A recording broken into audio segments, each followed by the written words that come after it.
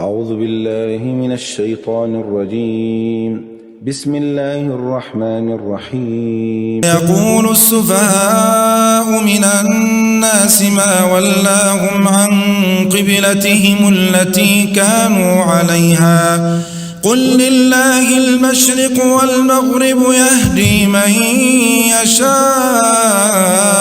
إلى صراط مستقيم وكذلك جعلناكم أمة وسطا لتكونوا شهداء على الناس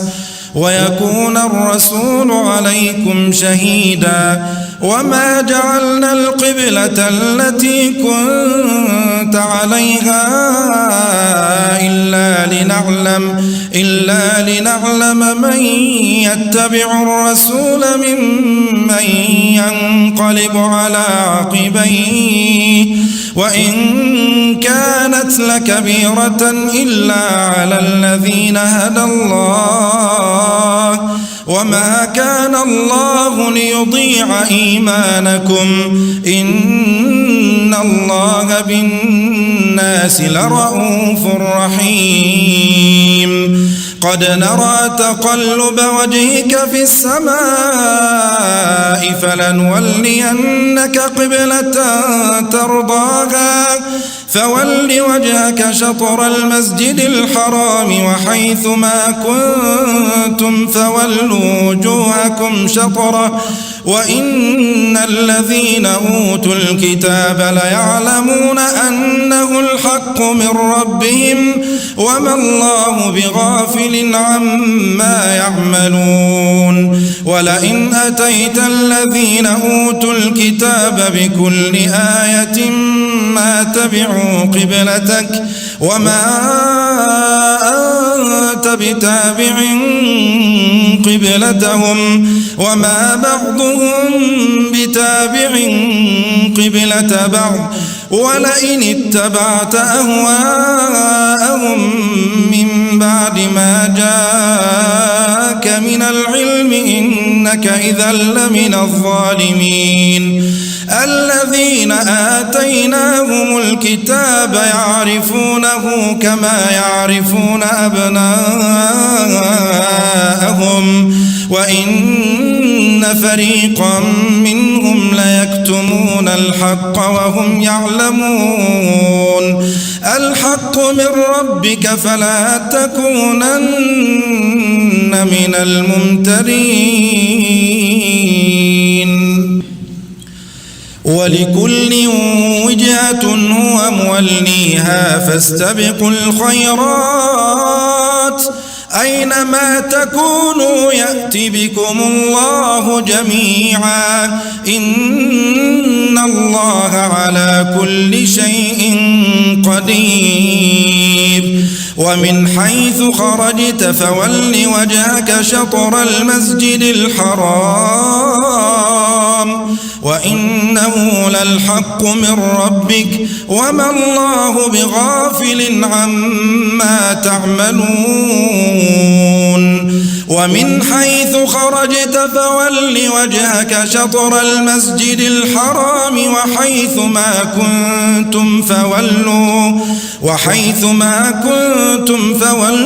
وجوهكم شطره لئلا يكون للناس عليكم حجة إلا الذين ظلموا منهم فلا تخشوهم واخشوني ولأتم نعمتي عليكم ولعلكم تهتدون كما أرسلنا فيكم رسولا منكم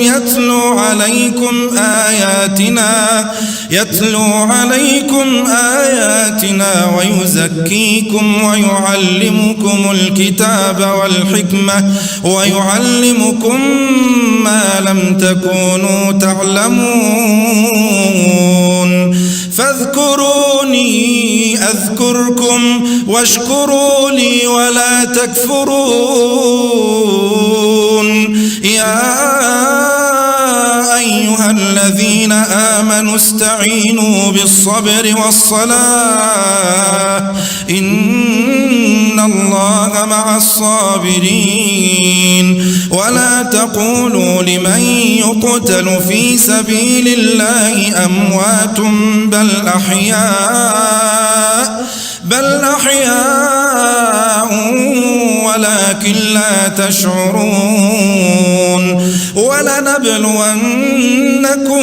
بشيء من الخوف والجوع ونقص من الأموال والأنفس والثمرات وبشر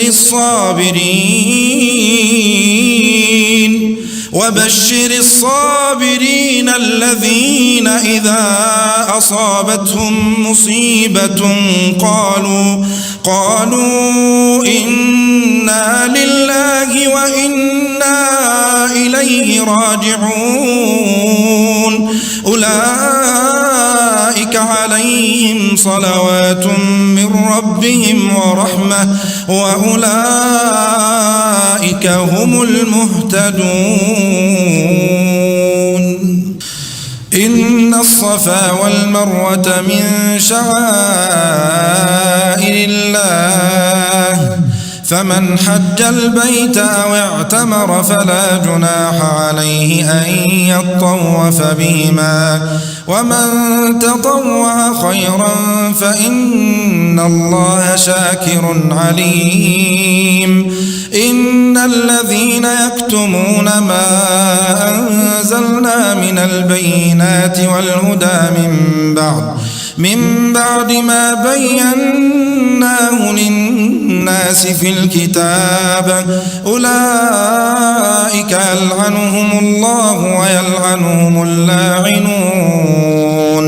إلا الذين تابوا وأصلحوا وبينوا فأولئك أتوب عليهم وأنا التواب الرحيم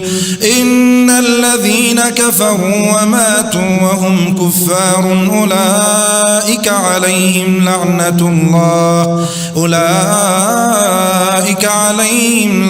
الله والملائكة والناس أجمعين خالدين فيها لا يخفف عنهم العذاب ولا هم ينظرون وإلهكم إله واحد لا إله إلا هو الرحمن الرحيم إن في خلق السماوات والأرض واختلاف الليل والنهار والفلك التي تجري في البحر بما ينفع الناس وما أنزل الله من السماء من ماء فأحيا به الأرض بعد موتها وبث فيها من كل دابة وتصريف الرياح والسحاب المسخر بين السماء والأرض لآيات لقوم يعقلون ومن الناس من يتخذ من دون الله أندادا يحبونهم كحب الله والذين آمنوا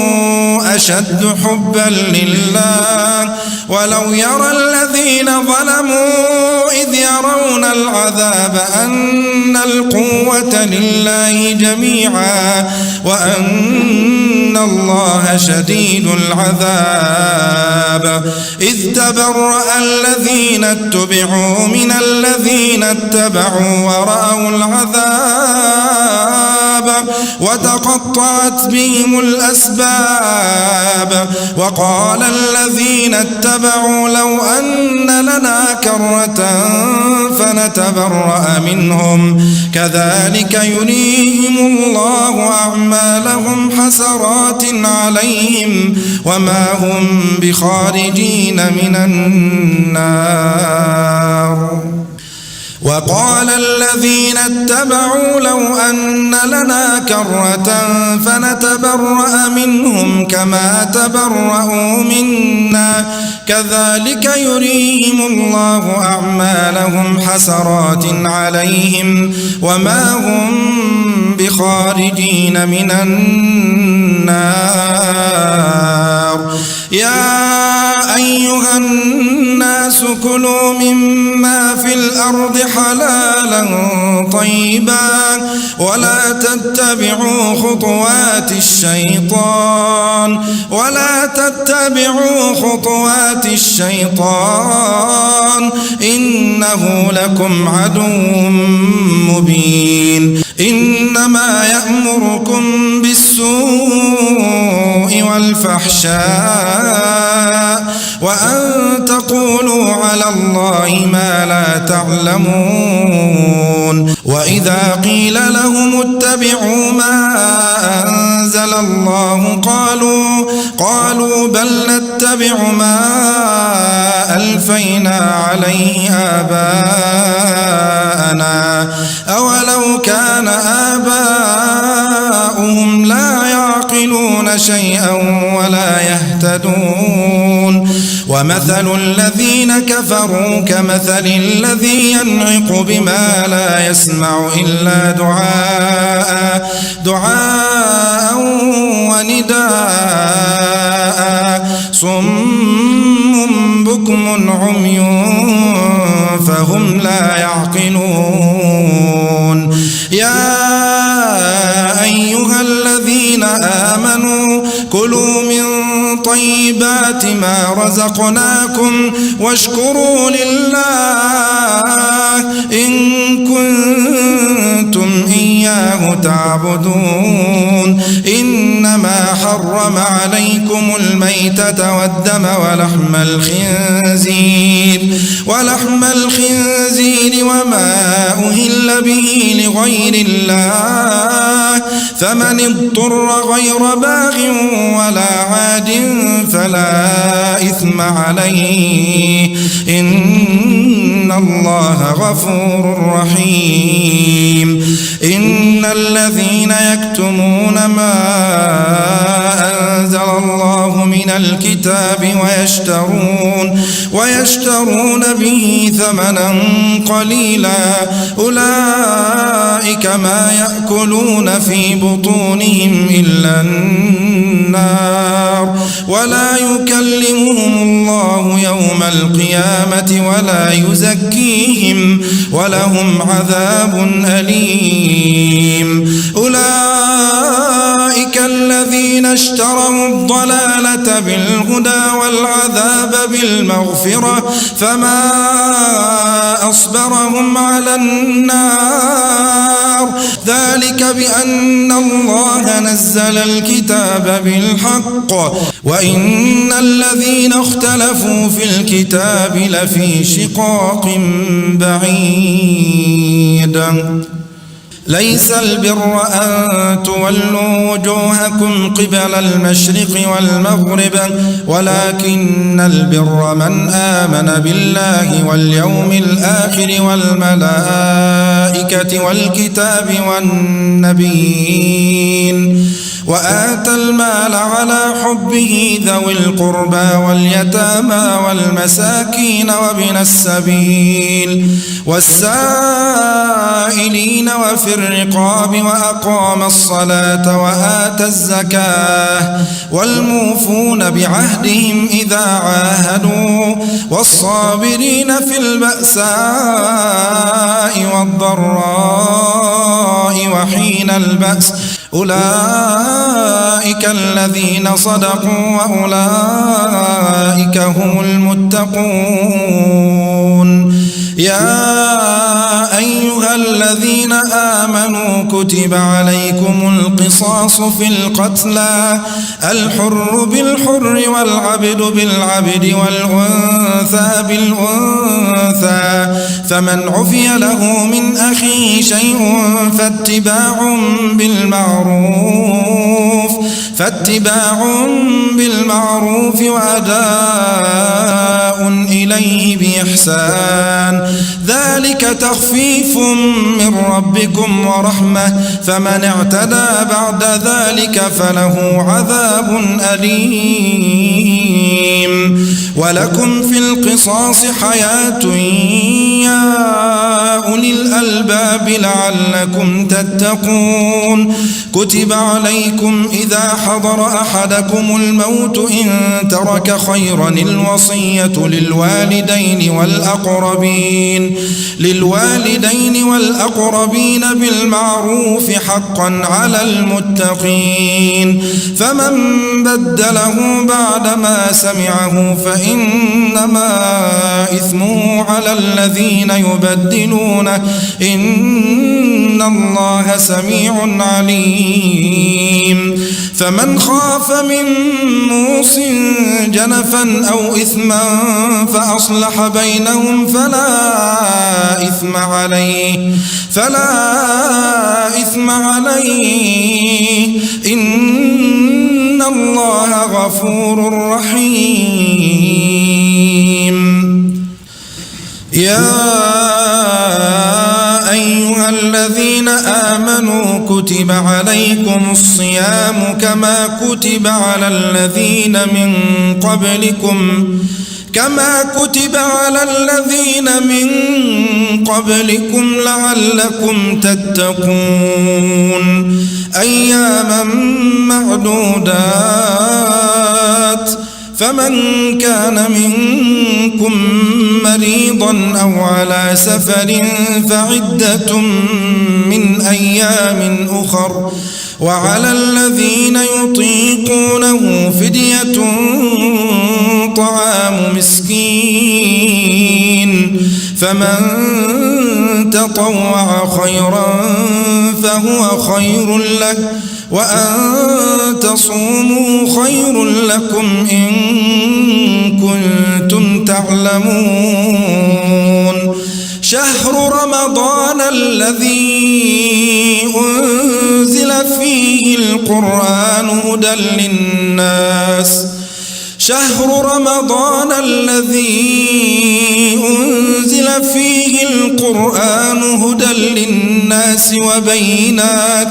وبينات من الهدى والفرقان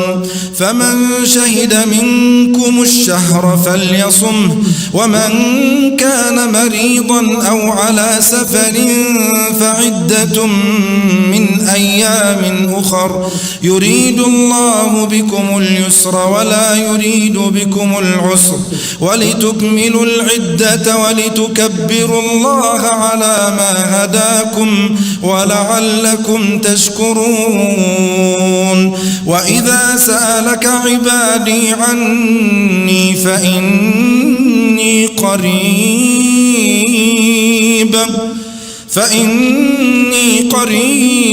أجيب دعوة الداع إذا دعان فليستجيبوا لي وليؤمنوا بي لعلهم يرشدون أحل لكم ليلة الصيام الرفث إلى نسائكم هن لباس لكم وأنتم لباس لهن علم الله أنكم كنتم تختانون أنفسكم فتاب عليكم وعفى عنكم فالآن باشروهن وابتغوا ما كتب الله لكم وكلوا واشربوا حتى يتبين لكم الخيط الأبيض من الخيط الأسود من الفجر ثم أتموا الصيام إلى الليل ولا تباشروهن وأنتم عاكفون في المساجد تلك حدود الله فلا تقربوها كذلك يبين الله آياته للناس لعلهم يتقون ولا تأكلوا أموالكم بينكم بالباطل وتدلوا بها إلى الحكام الحكام لتأكلوا فريقا من أموال الناس بالإثم وأنتم تعلمون يسألونك عن الأهلة قل هي مواقيت للناس والحج وليس البر بأن تأتوا البيوت من ظهورها ولكن البر من اتقى وأتوا البيوت من أبوابها واتقوا الله لعلكم تفلحون وقاتلوا في سبيل الله الذين يقاتلونكم ولا تعتدوا إن الله لا يحب المعتدين واقتلوهم حيث ثقفتموهم وأخرجوهم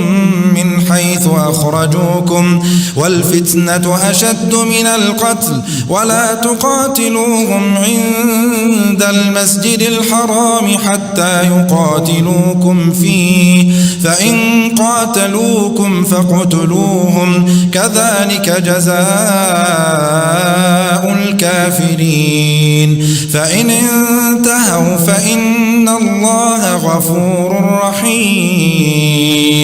وقاتلوهم حتى لا تكون فتنة ويكون الدين لله فإن انتهوا فلا عدوان إلا على الظالمين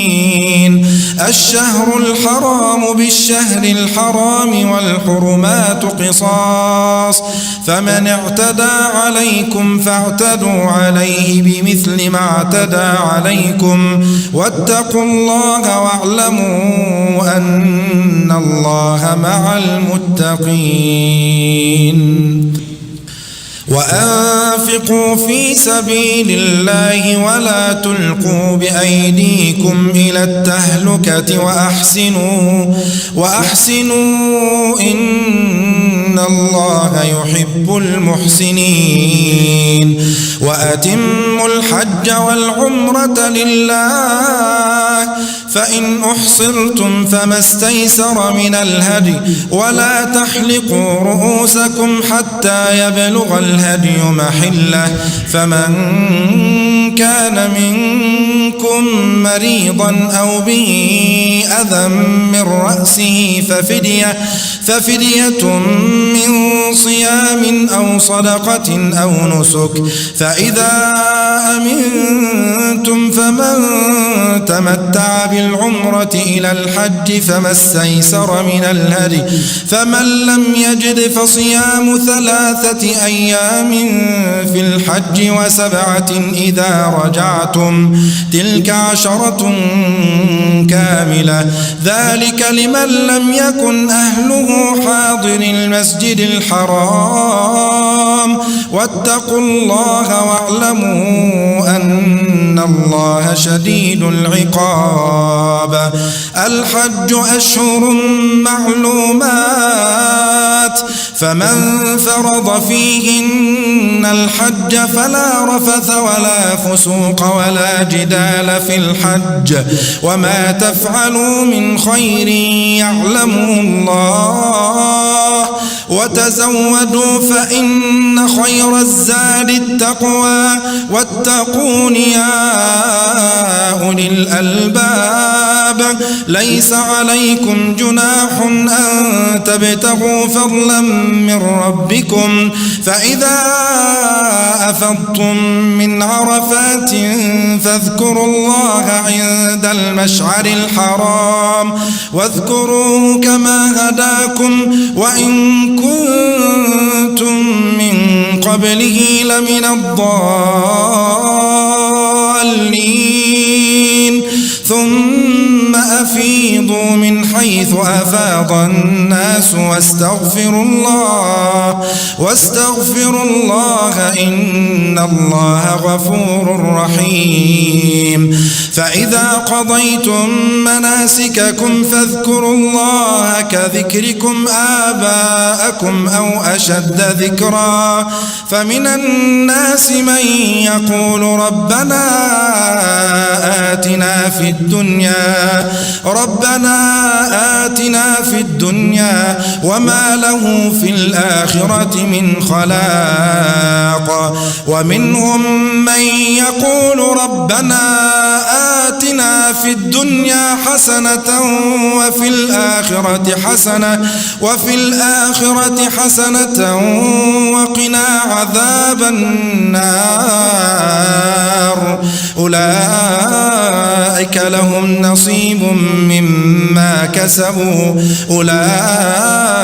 لهم نصيب مما كسبوا والله سريع الحساب واذكروا الله في أيام معدودات فمن تعجل في يومين فلا إثم عليه ومن تأخر فلا إثم عليه لمن اتقى واتقوا الله واعلموا أنكم إليه تحشرون ومن الناس من يعجبك قوله في الحياة الدنيا ويشهد الله على ما في قلبه وهو ألد الخصام وإذا تولى سعى في الأرض ليفسد فيها ويهلك الحرث والنسل والله لا يحب الفساد وإذا قيل له اتق الله أخذته العزة بالإثم فحسبه جهنم ولبئس المهاد ومن الناس من يشري نفسه ابتغاء مرضات الله والله رؤوف بالعباد يا أيها الذين آمنوا ادخلوا في السلم كافة ولا تتبعوا خطوات الشيطان إنه لكم عدو مبين فإن زللتم من بعد ما جاءتكم البينات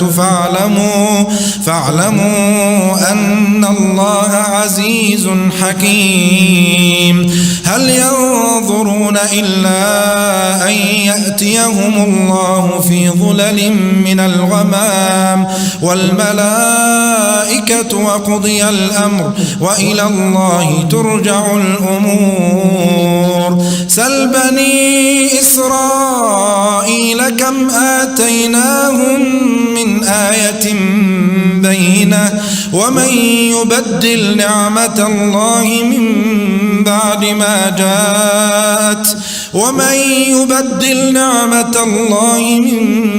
ما جاءته فإن الله شديد العقاب زين للذين كفروا الحياة الدنيا ويسخرون من الذين آمنوا والذين اتقوا فوقهم يوم القيامة والله يرزق من يشاء بغير حساب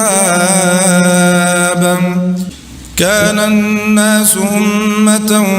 واحدة فبعث الله النبيين مبشرين ومنذرين وأنزل معهم الكتاب بالحق ليحكم بين الناس فيما اختلفوا فيه وما اختلف فيه إلا الذين أوتوه من بعد ما جاءتهم البينات بغيا بينهم فهدى الله الذين آمنوا لما اختلفوا فيه من الحق بإذنه والله يهدي من يشاء إلى صراط مستقيم أم حسبتم أن تدخلوا الجنة ولما يأتكم مثل الذين خلوا من قبلكم مستهم البأساء والضراء وزلزلوا حتى يقول الرسول والذين آمنوا معه متى نصر الله حتى يقول الرسول والذين آمنوا معه متى نصر الله ألا إن نصر الله قريب يسألونك ماذا ينفقون قل ما أنفقتم من خير فللوالدين والأقربين واليتامى والمساكين وابن السبيل وما تفعلوا من خير فإن الله به عليم كتب عليكم القتال وهو كره لكم وعسى أن تكرهوا شيئا وهو خير لكم وعسى أن تحبوا شيئا وهو شر لكم والله يعلم وأنتم لا تعلمون يسألونك عن الشهر الحرام قتال فيه قل قتال فيه كبير وصد عن سبيل الله وكفر به والمسجد الحرام وإخراج أهله منه أكبر عند الله والفتنة أكبر من القتل ولا يزالون يقاتلونكم حتى يردوكم عن دينكم إن استطاعوا ومن يرتد منكم عن دينه فيمت وهو كافر فأولئك حبطت أعمالهم في الدنيا والآخرة وأولئك أصحاب النار هم فيها خالدون إن الذين آمنوا والذين هاجروا وجاهدوا في سبيل الله أولئك يرجون رحمة الله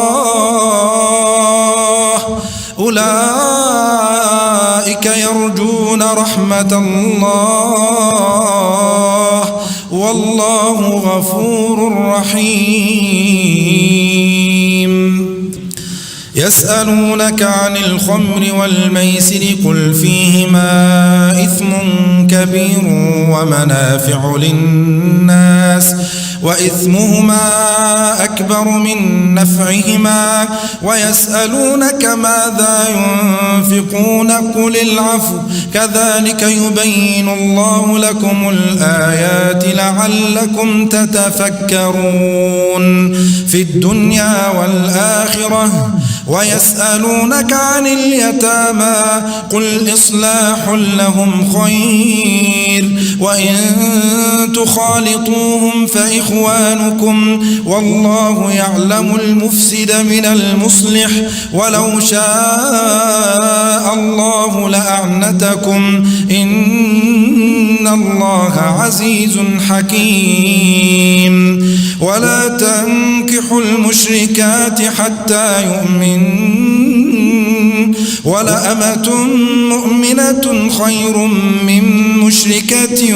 ولو أعجبتكم ولا تنكحوا المشركين حتى يؤمنوا ولعبد مؤمن خير من مشرك ولو أعجبكم أولئك يدعون إلى النار والله يدعو إلى الجنة والمغفرة بإذنه ويبين آياته للناس لعلهم يتذكرون ويسألونك عن المحيض قل هو أذى فاعتزلوا النساء في المحيض ولا تقربوهن حتى يطهرن فإذا تطهرن فأتوهن من حيث أمركم الله إن الله يحب يحب التوابين ويحب المتطهرين. نساؤكم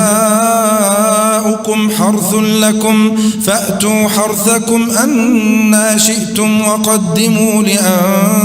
لأنفسكم واتقوا الله واعلموا أنكم ملاقوه وبشر المؤمنين. ولا تجعلوا الله عرضة لأيمانكم أن تبروا وتتقوا وتصلحوا بين الناس والله سميع عليم. لا يؤاخذكم الله باللغو في أيمانكم ولكن يؤاخذكم بما كسبت قلوبكم والله غفور حليم. للذين يؤلون من نسائهم تربص 4 أشهر فإن فاءوا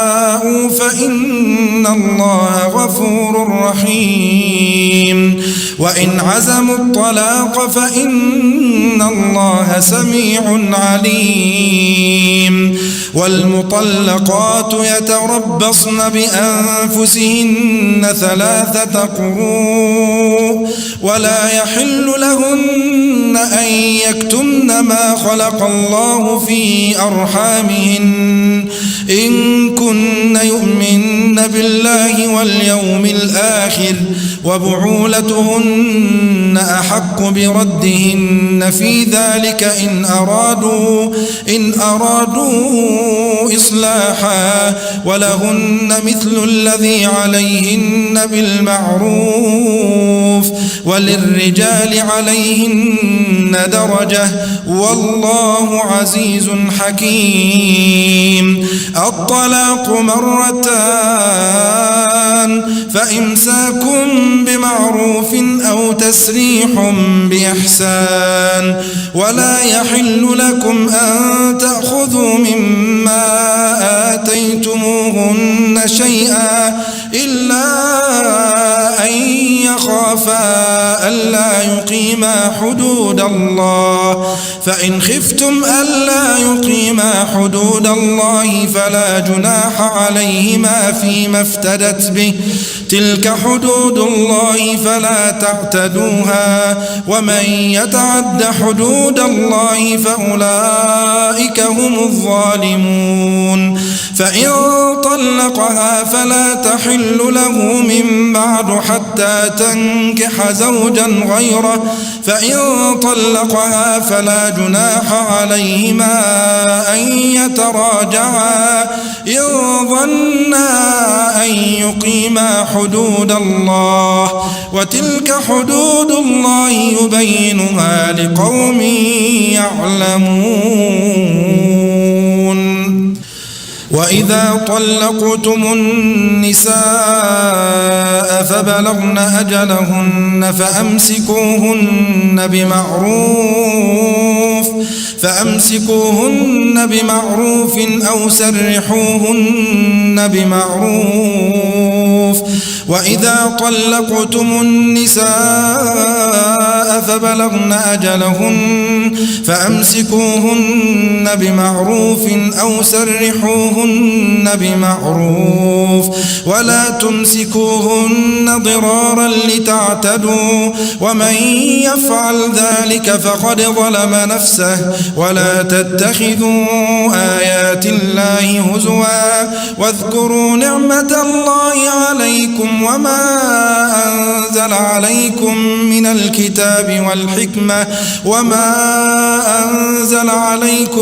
من الكتاب والحكمة يعظكم به واتقوا الله واعلموا أن الله بكل شيء عليم. وإذا طلقتم النساء فبلغن أجلهن فلا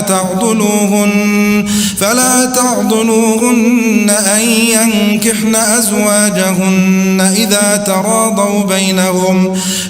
تراضوا بينهم بالمعروف ذلك يوعظ به من كان منكم يؤمن بالله واليوم الآخر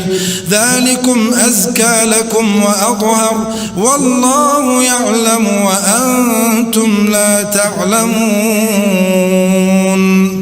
والوالدات يرضعن أولادهن حولين كاملين لمن أراد أن يتم الرضاعة وعلى المولود له رزقهن وكسوتهن بالمعروف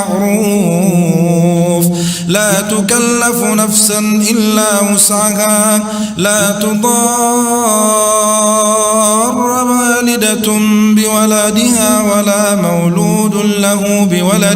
لا تضار والدة بولدها ولا مولود له بولده وعلى الوارث مثل ذلك فإن أرادا فصالا عن تراض منهما وتشاور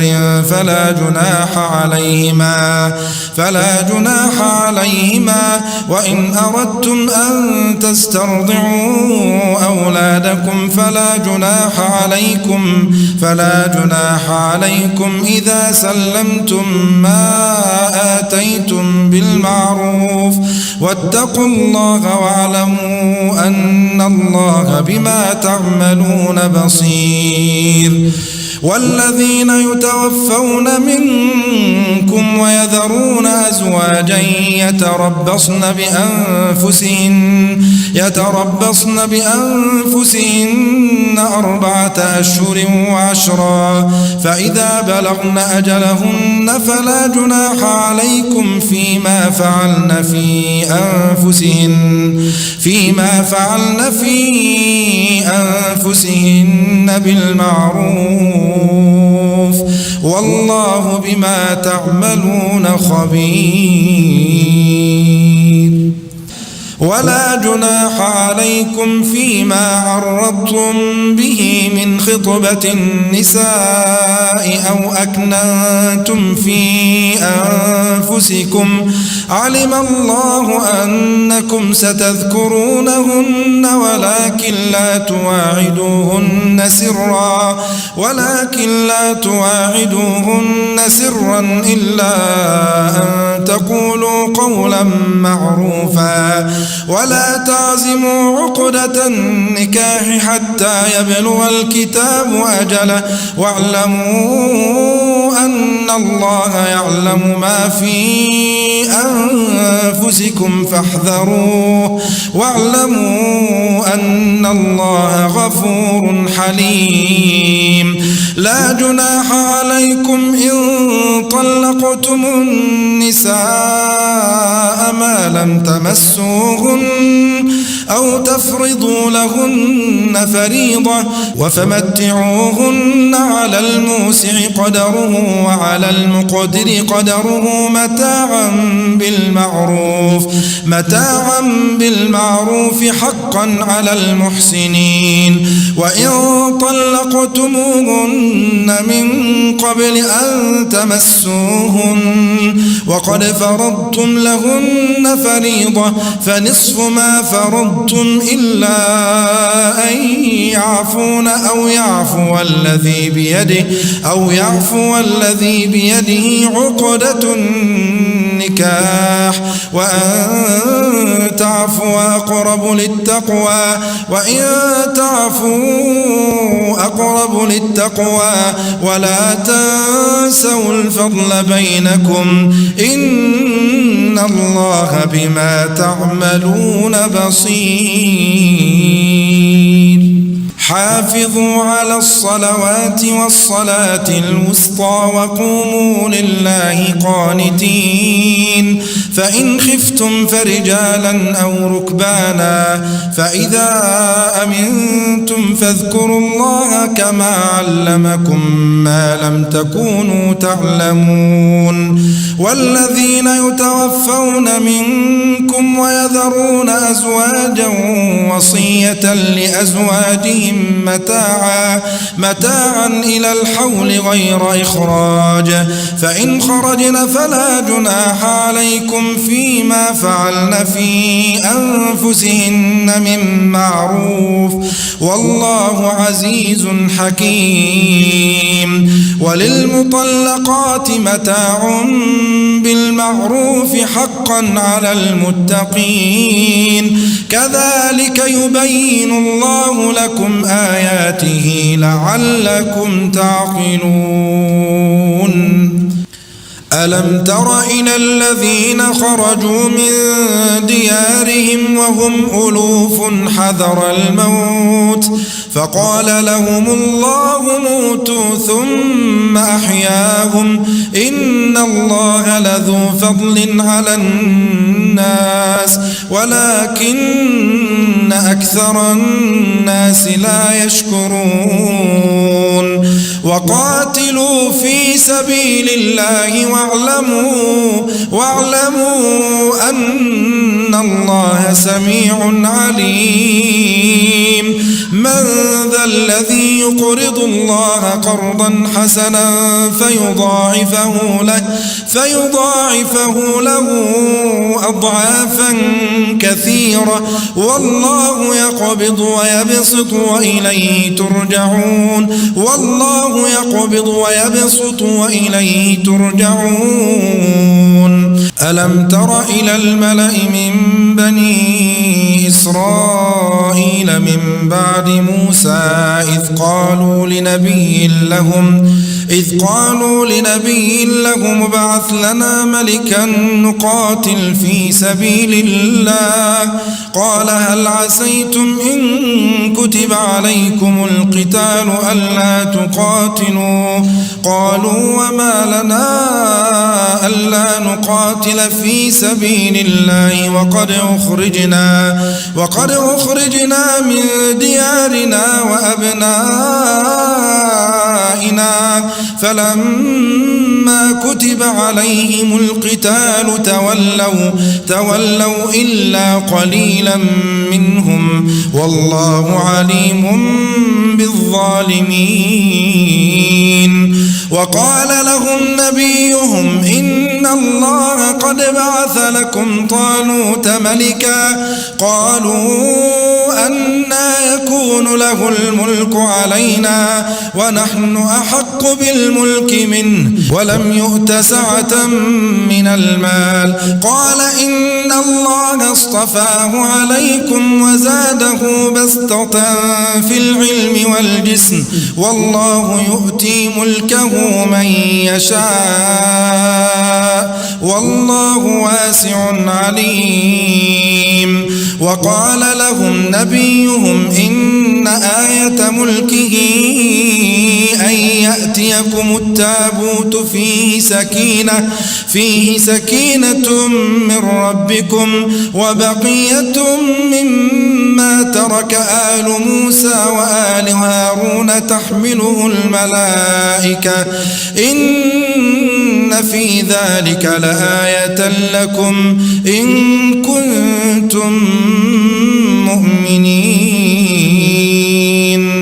فلما فصل طالوت بالجنود قال إن الله مبتليكم بنهر فمن شرب منه فليس مني ومن لم يطعمه فإنه مني إلا إلا من اغترف غرفة بيده فشربوا منه إلا قليلا منهم فلما جاوزه هو والذين آمنوا معه قالوا لا طاقة لنا اليوم بجالوت وجنوده قال الذين يظنون أنهم ملاقوا الله كم من فئة قليلة غلبت فئة كثيرة بإذن الله والله مع الصابرين ولما برزوا لجالوت وجنوده قالوا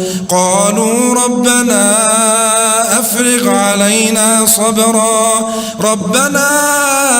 أفرغ علينا صبرا وثبت أقدامنا وانصرنا على القوم الكافرين فهزموهم بإذن الله وقتل داود جالوت وآتاه الله الملك والحكمة وعلمه مما يشاء ولولا دفع الله الناس بعضهم ببعض لفسدت الأرض ولكن الله ذو